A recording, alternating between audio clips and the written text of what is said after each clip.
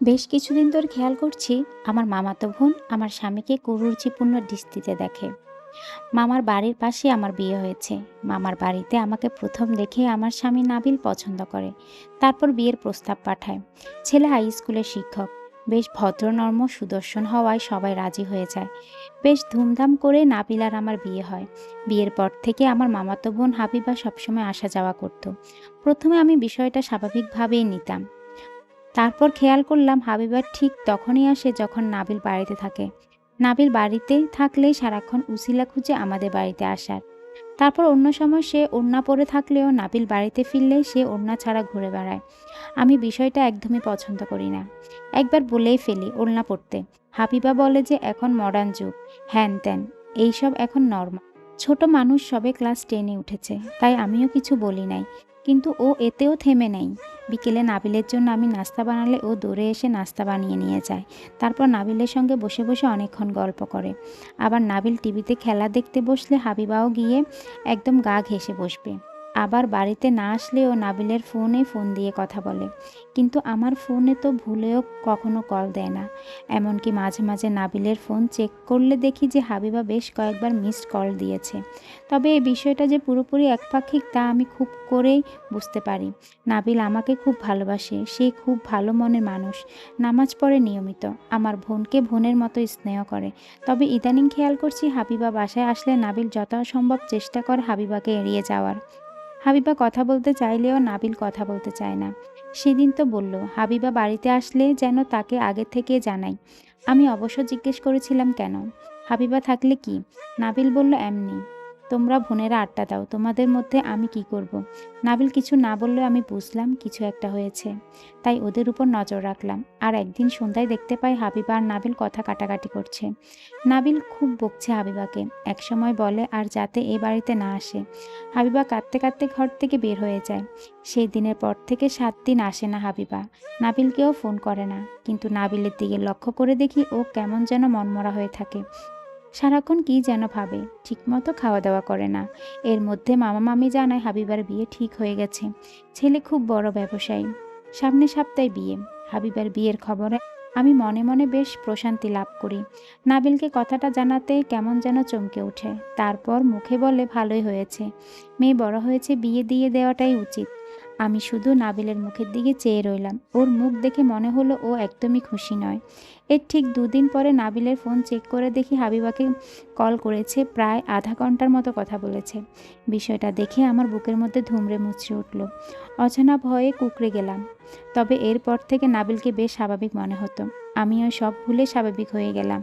দেখতে দেখতে হাবিবার বিয়ের দিন চলে এল। সকালে গায়ে হলুদ হলো। হাবিবাকেও দেখলাম বেশ খুশি। দুপুরের পর বরযাত্রী আসলো।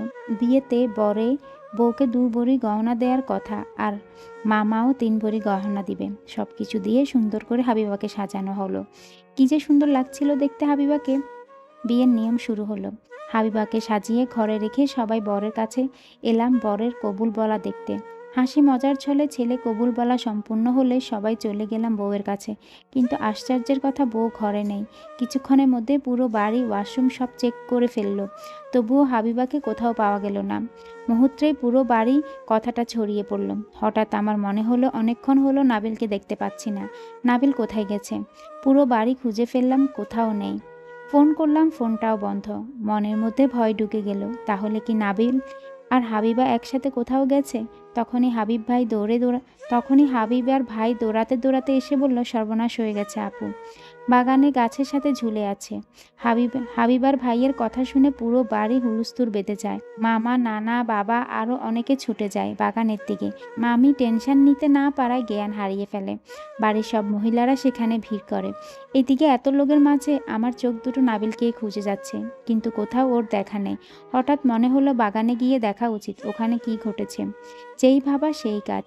দ্রুত পায়ে হেঁটে গেলাম বাগানের দিকে। বাগানের চারদিকে অনেক মানুষ। আমি ভিড় ঠেলে গাছটার দিকে এগিয়ে গেলাম। গাছের সামনে দাঁড়াতেই চোখ পড়ল হাবিবার ঝুলন্ত লাশ। একটু আগেই মেয়েটাকে সাজানো হয়েছিল, এখনো সব সাজ আছে। পরনে লাল টুকটুকে বেনারসি, গা ভর্তি সোনার গহনা। তবে ফর্সা মুখটা কেমন কালচে হয়ে গেছে। ঠোঁটের টুকটুকে লাল লিপস্টিকটা কেমন নীলচে রং ধারণ করেছে। অমন সুন্দর মুখটা কেমন কুৎসিত হয়ে গেছে। কিছুদিন ওর উপর বিরক্ত হলেও এইভাবে ওর চলে যাওয়াটা মেনে নিতে বড্ড কষ্ট হচ্ছে। বারবার ওর হাসি মুখটা মনে পড়ছে। গাছের নিচে নিচে তাকাতেই দেখি মামা কেমন ছন্নছাড়া হয়ে বসে আছে, হাতে একটা সাদা কাগজ। আশেপাশে কানাঘোষা থেকে শুনলাম ওইটা নাকি হাবিবার সুইসাইড নোট। মামাকে দেখে বড্ড কষ্ট লাগছে। মামা মেয়ে বলতে পাগল, মা ছাড়া কখনো কথা বলেনি, সব কিছু না চাইতে ওর সামনে হাজির করত। সেই মেয়ের এমন একটা কাজে এইরকম হওয়াটাই স্বাভাবিক। পুলিশকে ইতিমধ্যেই ফোন করে জানানো হয়েছে, কিছুক্ষণের মধ্যেই চলে আসবে। বরসহ বরের পক্ষের সব লোকেরাও বাগানে চলে এসেছে। বরের নাম তিহান, পেশায় ইঞ্জিনিয়ার, বাবা মায়ের একমাত্র সন্তান, দেখতে শুনতেও মাশাল্লাহ। মামির থেকে শুনেছিলাম হাবিবা প্রথমে বিয়েতে রাজি ছিল না, তবে নাকি তিহানকে দেখে নিজ থেকে মত দিয়েছে। কথাটা শুনে আমি বেশ খুশি হলাম। ছোট মানুষ আবেগের বশে হয়তো ভুল করতে যাচ্ছিল, তবে নিজের ভুলটা বুঝতে পেরে যে সামনের দিকে এগিয়ে যেতে চাইছে, এটাই কম কি। কিন্তু কি হলো হঠাৎ যে হাবিবা এইভাবে বিয়ের সাজে এই কাজটা করলো? আমার ভাবনার মাঝে পুলিশ এলো, গাছ থেকে হাবিবাকে নামালো। গাছটা হাবিবার সব থেকে পছন্দের আম গাছ, অনেক পুরনো গাছ। ছোট থেকে কোনো কারণে ওর রাগ হলে দৌড়ে গাছের উপরে উঠে বসে থাকতো। গাছটায় ঢালপাড়া এমনভাবে মেলানো যে খুব সহজে উঠা যায়। আমের সিজনে অনেক আম ধরে। আমি আর হাবিবা কত আম মেখে খেয়েছি এই গাছতলায় বসে। এমনকি আমার আর নাবিলের প্রথম দেখা এই আম গাছের নিচে। নাবিলের কথা মনে হতে আমার মন উতলা হয়ে পড়ল। কোথায় আছে নাবিল? এখানে এত কিছু ঘটে গেছে, নাবিল কোথাও নেই কেন? এইদিকে পুলিশ হাবিবাকে নামিয়ে নিচে একটা পার্টিতে শুইয়ে দিয়েছে। তাদের মধ্যে একজন পুলিশ খুব তীক্ষ্ণ দৃষ্টিতে হাবিবাকে পর্যবেক্ষণ করছে।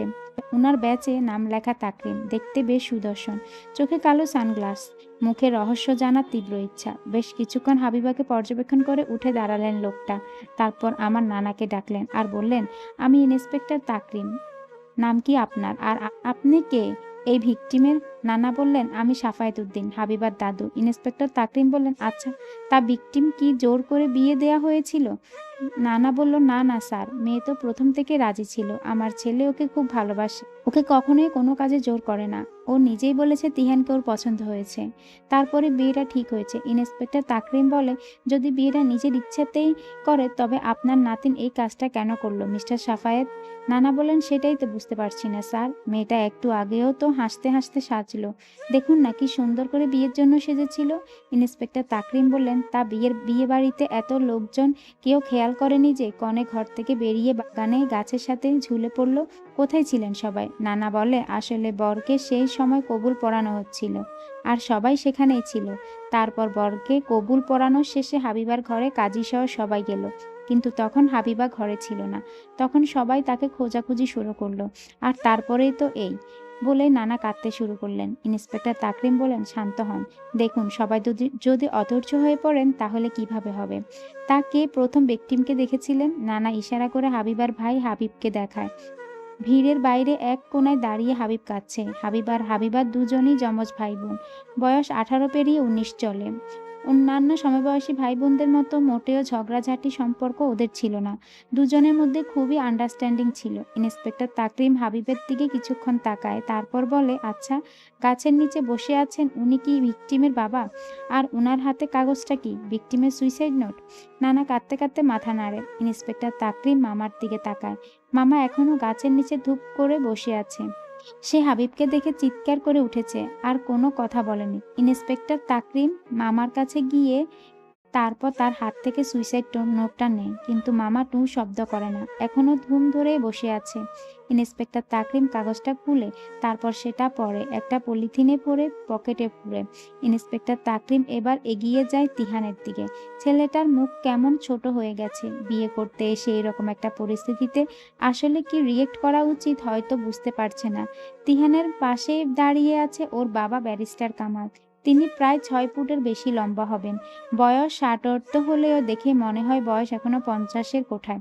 সৎ ও বিচক্ষণ মানুষ হিসেবে সবাই খুবই সম্মান করে, তবে এই মুহূর্তে ওনার মুখটা বেশ গম্ভীর, খুবই তীক্ষ্ণ নজরে চারপাশটা দেখছেন। ইন্সপেক্টর তাকরিম ব্যারিস্টার কালামকে সালাম দিয়ে তিহানকে কিছুক্ষণ পর্যবেক্ষণ করে সরে আসে। তারপর দুজন কনস্টেবলকে বলে হাবিবার লাশটা গাড়িতে তুলতে। কনস্টেবলদের মধ্যে একজন বলে, স্যার, কাউকে জিজ্ঞাসাবাদ করবেন না। ইন্সপেক্টর তাকরিম বলেন, যেহেতু ভিকটিম সুইসাইড নোট লিখে গেছে, তার মৃত্যুর জন্য কেউ দায়ী নয়, তাহলে আপাতত কাউকে কোনো রকম জিজ্ঞাসাবাদ না করাই বেটার। বাকিটা পোস্টমর্টেম রিপোর্ট আসলেই বোঝা যাবে। আর আমার মনে দৃঢ় বিশ্বাস এটা আত্মহত্যা নয়। এবার বাকিটা তো পোস্টমর্টেম রিপোর্টে বলবে। কথা শেষে ইন্সপেক্টর তাকরিম আবারও চারদিকে ভালো করে পর্যবেক্ষণ করতে লাগলেন। এইদিকে হাবিবার লাশ গাড়িতে তুলতেই মামা চিৎকার করে কেঁদে দৌড়ে চলে যায় হাবিবার লাশের কাছে। কিছুতেই হাবিবাকে নিয়ে যেতে দেবে না। প্রচণ্ড পাগলামি শুরু করে। এক পর্যায়ে জ্ঞান হারিয়ে মাটিতে লুটিয়ে পড়ে। সবাই ধরাধরি করে বাড়ির ভেতরে নিয়ে যায়। পুলিশ হাবিবার লাশ নিয়ে চলে যায়। আমি শূন্য দৃষ্টিতে তাকিয়ে থাকি গাড়িটার দিকে। পুলিশের গাড়ি যেতেই দেখি বাইক নিয়ে নাবিল আসছে। আমাকে দেখে বাইক থামিয়ে বলে, কি হয়েছে ঋতু? পুলিশ কেন এসেছিল? আর তুমি কাঁদছো কেন? আমি নাবিলকে জড়িয়ে ধরে কেঁদে বলি, সর্বনাশ হয়ে গেছে নাবিল, তুমি কোথায় ছিলে এতক্ষণ? নাবিল বলে, কেন, কি হয়েছে? ঋতু ঋতু বলো আমাকে। আমি তো মিষ্টি আনতে গেছিলাম। মামা বলল বরের বাড়িতে 10 কেজি মিষ্টি দিবে। যাওয়ার সময় সেটা আনতে ভুলে গেছে, তাই আমাকে পাঠালো ভালো দেখে মিষ্টি আনতে। আমি বললাম হাবিবা সুইসাইড করেছে। নাবিল চমকে উঠল, তারপর বলল, কি বলছো কি ঋতু? কেন? আমি কাঁদতে কাঁদতে বললাম, জানি না ও কেন এমনটা করলো। আমরা সবাই বরের ওখানে ছিলাম, আর সেই সুযোগে নাবিল আমাকে ছাড়িয়ে দিয়ে কেমন উসখুস করে বলল, না এটা হতে পারে না, হাবিবা সুইসাইড করতে পারে না। আমি এটা বিশ্বাস করি না। আমি বললাম, তোমার বিশ্বাস করায় কি যায় আসে নাবিল? হাবিবা সুইসাইড করেছে আর এটাই সত্যি। নাবিল আর কিছু বলল না, আমাকে সরিয়ে দিয়ে হেঁটে চলে গেল সামনে পুকুরের পাড়ের দিকে। আমি চেয়ে রইলাম নাবিলের দিকে। কি হলো হঠাৎ ওর? এর মধ্যে মা এসে আমাকে বাড়ির ভেতর ডেকে নিয়ে গেল। মামির অবস্থা খারাপ, স্যালাইন দিতে হবে। আমাকে মামির কাছে মা বসিয়ে দিল। একটু পর মামিকে স্যালাইন করা হলো। আমি পাশে বসে মাথায় হাত বুলিয়ে দিতে লাগলাম। মামি বারবার হাবিবাকে ডাকছে। দেখতে দেখতে বিকেল শেষে রাত নেমে এলো। প্রায় সব আত্মীয় স্বজনরা চলে গেছে, বরপক্ষও চলে গেছে। মামা মামিকে ইঞ্জেকশন দিয়ে ঘুম পাড়ানো হয়েছে। ড্রয়িং রুমে নানা সোফায় চুপ করে বসে আছে। আমি মায়ের কোলের মধ্যে শুয়ে আছি। নাবিল আর হাবিব চেয়ারে বসে আছে। আর কিছু আত্মীয় স্বজন যারা আছে তারা ঘরের ভেতর। আমি শুয়ে ভাবছি দুনিয়াটা কত অদ্ভুত। এই পুরো বাড়ি আনন্দ উৎসবের মুখর ছিল, মুহূর্তেই তা কেমন শোকে পরিণত হলো। আমি আরেকবার নাবিলের মুখের দিকে চাইলাম। ওকে একটু বেশি অন্যরকম লাগছে। মাথার চুল এলোমেলো, মুখ চোখ শুকনো, মনে হচ্ছে খুব কেঁদেছে। মনের মধ্যে নানা প্রশ্ন উঠতে লাগলো, কিন্তু মনকে কড়া শাসন করে চুপ করে রইলাম। রাতটা সবার অঘুমিয়ে কেটে গেল। ভোরে মামা জেগে আবারও পাগলামি শুরু করলো। মামাকে সবাই মিলে কোনো রকম শান্ত করা হলো। এর মধ্যেই বাবা হাবিবার লাশ নিয়ে চলে আসলো। আবারও ধীরে ধীরে মানুষ দিয়ে বাড়ি ভর্তি হয়ে গেল। আমি একবার তাকিয়ে হাবিবাকে দেখে চিৎকার করে কেঁদে উঠলাম, আল্লাহ, কি অবস্থা হয়েছে মেয়েটার! মুখ এত কালো কেন? আবার কাটাকাটি করায় আরো বীভৎস লাগছে। হাবিবাকে বেশিক্ষণ রাখা হলো না। সব কাজ শেষে সকাল 10টায় জানাজা করে মাটি দিয়ে দেওয়া হলো। ধীরে ধীরে আবারও বাড়ি ফাঁকা হয়ে গেল। বাড়িতে আমরা অল্প কিছু লোকজন। তিহান আর ওর বাবাও বসে আছেন। একটু পর এলো ইন্সপেক্টর তাকরিম। ইন্সপেক্টরকে দেখে নানা বলল, আপনি এখন? ইন্সপেক্টর তাকরিম বললেন, সাফায়েত সাহেব, আমার আসার কথা তো আরো আগেই ছিল। শুধু মিস্টার হাসানের, মানে আমার বাবার অনুরোধে এখন আসলাম। আর এখনই এত অবাক হবেন না, অবাক হওয়া তো সবে শুরু। নানা বলেন, মানে? ইন্সপেক্টর তাকরিম বলেন, হাবিবা সুইসাইড করেনি মিস্টার সাফায়েত, হাবিবাকে খুন করা হয়েছে। ওর রক্তে বিষ পাওয়া গেছে। মৃত্যুটা বিষে হয়েছে। আর মৃত্যু যদি বিষক্রিয়া হয় তাহলে ভিকটিম গলায় দড়ি দিল কিভাবে? আশ্চর্যজনক ব্যাপার। আরেকটা হলো, বিষটা হাবিবাকে খাওয়ানো হয়নি, আবার শরীরে কোনো রকম ইনজেকশন পুশও করা হয়নি। তাহলে বিষটা কোথা থেকে এলো? ইন্সপেক্টর তাকরিমের কথা শুনে আমার পুরো শরীর শিরশির করে উঠল। আমি নাবিলের দিকে তাকালাম। ওর মুখ কেমন যেন চিকচিক করছে। ব্যারিস্টার কামাল উঠে দাঁড়ালেন। তারপর ইন্সপেক্টর তাকরিমকে বললেন, কি বলছেন ইন্সপেক্টর তাকরিম? তাহলে বিষটা কিভাবে দেওয়া হয়েছে? ইন্সপেক্টর তাকরিম বললেন, হ্যাঁ, আমি ঠিক বলছি স্যার, বিষটা খাওয়ানো হয়নি বা কোনো ইনজেকশনের মাধ্যমে দেওয়া হয়নি। বিষটা রক্তের সাথে মিশে বিষক্রিয়া হয়েছে। কারণ বিষটা সাপের। বিষয়ে এখনো পরীক্ষা চলছে ল্যাবে। কেয়ার প্রয়োজন। কিছু জানতে পারলে আমাকে জানাবেন। আশা করছি হাবিবার শরীরে কিভাবে বিষটা ঢুকেছে সেটা জানতে পারলে কেসটা সমাধান হয়ে যাবে। তবে আশ্চর্যজনক আরও একটা কথা, হাবিবার হাতে যে চিঠিটা ছিল সেটা হাবিবারই লেখা। কিন্তু? নানা বললেন, কিন্তু কি? ইন্সপেক্টর তাকরিম বলেন, চিঠিটা প্রায় 7 দিন আগের লেখা। পোস্টমর্টেমের রিপোর্ট থেকে এটা স্পষ্ট যে হাবিবার মৃত্যুর পর তাকে গাছের সাথে ঝুলানো হয়েছে। তাহলে হাবিবার ডেড বডি নিশ্চয়ই ঝুলতে পারবে না। তার মানে অন্য কেউ কাজটা করেছে। কিন্তু প্রশ্ন হলো হাবিবা কেন 7 দিন আগে সুইসাইড নোট লিখেছিল? আচ্ছা মিস্টার তিহান, আপনার সাথে হাবিবার সম্পর্কটা কেমন ছিল? তিয়ান চেয়ার থেকে উঠে দাঁড়ালো। তারপর বলল, দেখুন ইন্সপেক্টর, আমাদের বিয়েটা অ্যারেঞ্জ ম্যারেজ ছিল। বাবা হাবিবাকে দেখেই পছন্দ করে। তারপর আমি একদিন দেখি, আমারও পছন্দ হয়। তারপর আমি বিয়েতে হ্যাঁ বলি।